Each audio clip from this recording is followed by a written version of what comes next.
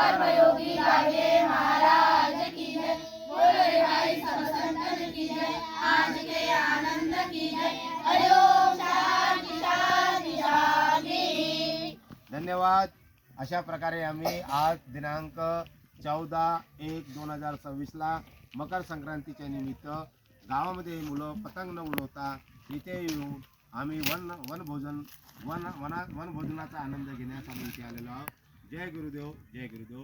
धन्यवाद। मी बबलू गाडवे, भागीमारी, तालुका पारसोनी, जिल्हा नागपूर। जय गुरुदेव।